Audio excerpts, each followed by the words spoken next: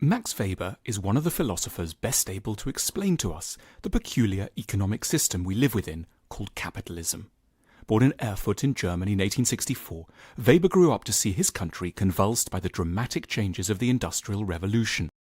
Cities were exploding in size, vast companies were forming, a new managerial elite was replacing the old aristocracy.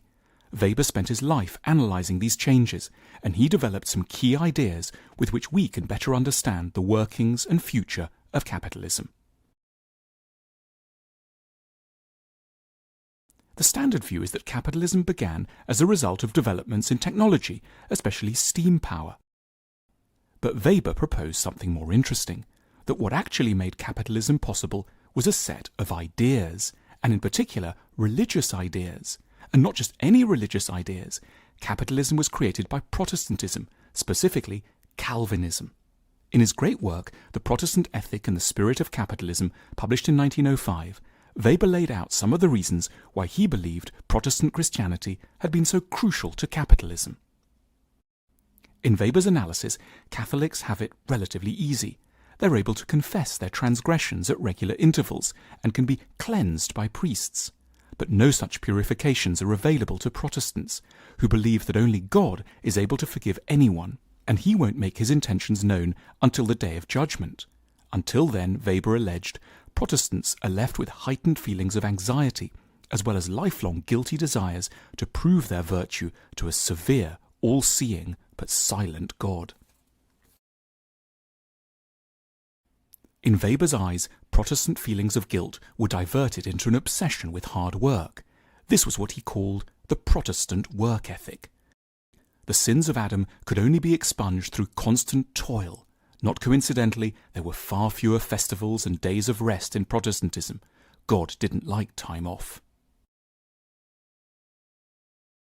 Catholics had limited their conception of holy work to the activities of priests, monks, and nuns.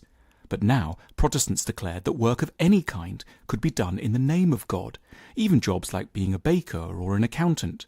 This lent new moral energy and earnestness to all branches of professional life.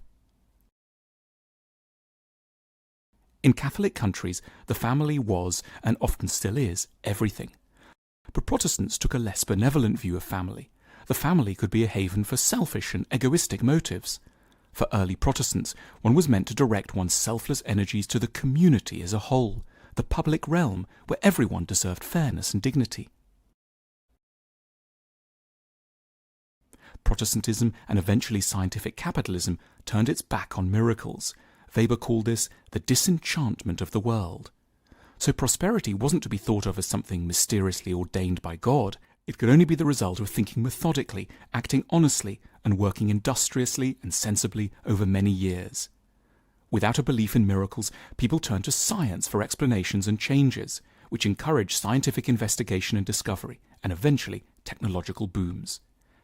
Taken together, these 5 factors created in Weber's eyes the crucial catalytic ingredients for capitalism to take hold. Marx had argued that religion was the opium of the masses, a drug that induced passive acceptance of the horrors of capitalism. But Weber turned this dictum on its head. People didn't tolerate capitalism because of religion. They only became capitalists as a result of their religion.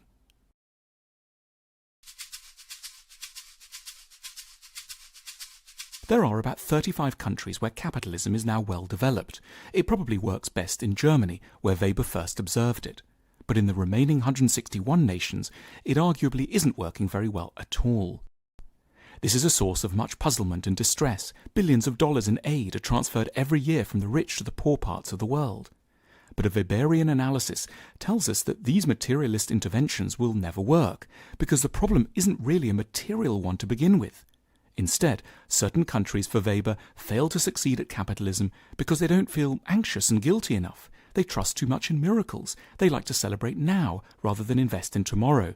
And their members feel it's acceptable to steal from the community in order to enrich their families, favouring the clan over the nation. Today, Weber would counsel those who wish to spread capitalism to concentrate on our equivalent of religion, culture. It's a nation's attitudes, hopes, and a sense of what life is about that produces an economy that either flourishes or flounders. To reduce poverty, Weber would say, one has to start at the level of ideas. What the World Bank and the IMF should be giving sub-Saharan Africa is not, in a Weberian analysis, money and technology, but a new outlook. The decisive question for an economy should not be what the rate of inflation is, but what's on TV tonight. Weber was writing in an age of revolution. He too wanted things to change, but he believed that one first had to work out how political power operated. Weber believed that humanity had gone through three distinct types of power. The older societies operated according to what he called traditional authority, where kings relied on folklore and divinity to justify their power. Then came the age of charismatic authority, where a heroic individual, most famously Napoleon, could rise to power with a magnetic personality and change everything through passion and will.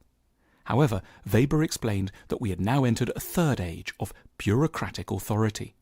Bureaucracy achieves its power via knowledge. Only the bureaucrats know how stuff works, and it will take an outsider years to work it out. Most of us simply give up, usefully for the powers that be. The dominance of bureaucracy has major implications for anyone trying to change a nation. There is often an understandable but misguided desire to think that one just has to change the leader. But in fact, removing a leader almost never has the degree of impact that is hoped for. If we're to get things to go better, much of it will have to come through outwardly rather undramatic bureaucratic processes. It will come through the marshalling of statistical evidence, patient briefings to ministers, testimonies to committee hearings, and a minute study of budgets. Weber tells us how power works now and reminds us that ideas may be far more important than tools or money in changing nations. It's a hugely significant thesis. With Weber's guidance, we learn that so much which we associate with vast, impersonal, external forces is in fact dependent upon something utterly intimate and perhaps more malleable, the thoughts in our own heads.